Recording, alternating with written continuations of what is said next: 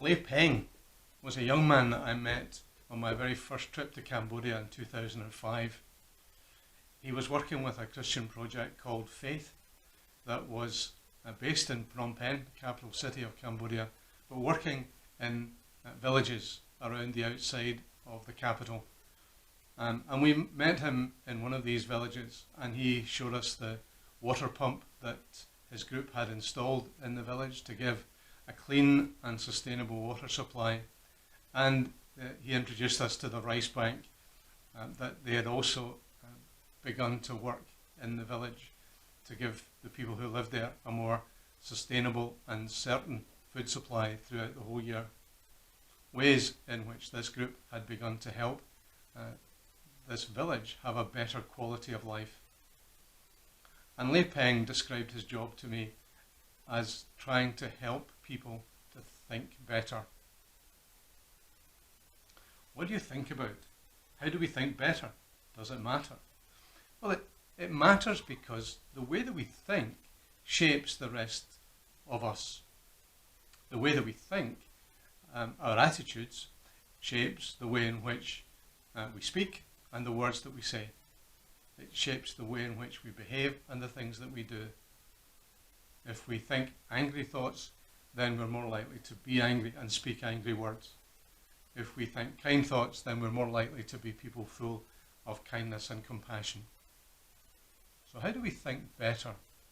How do we think better about ourselves, about our family and our relationships, about the world that we live in, about our care for the planet?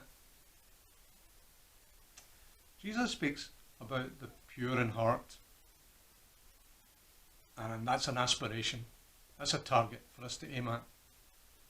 It's about undivided loyalty. It's about being people of integrity and being sincere. The same inside and out, as it were. The truth is that we're all a mixture. We're a mixture of attitudes that are good and that we would like to applaud and we're happy to share with other people, as well as having attitudes that we regret and are embarrassed by.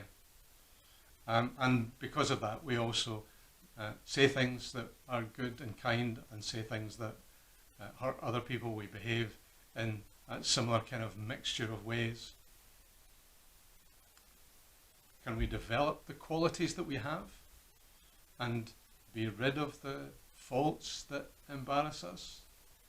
Can we think thoughts that are kind more of the time and be rid of other kinds of thoughts as much as possible?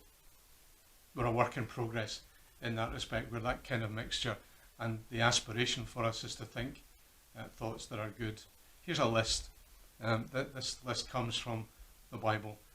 Fill your minds with things true, noble, reputable, authentic, compelling, gracious. The best, not the worst. The beautiful, not the ugly. Things to praise, not things to curse. We're told that life will be better after lockdown, that we will have learned lessons, that our communities will never be the same again after our experience of COVID-19, that our communities will be better places and that we will have learned to be better people. Well, here's where it starts in some respects. It starts with what we think and the way that we think.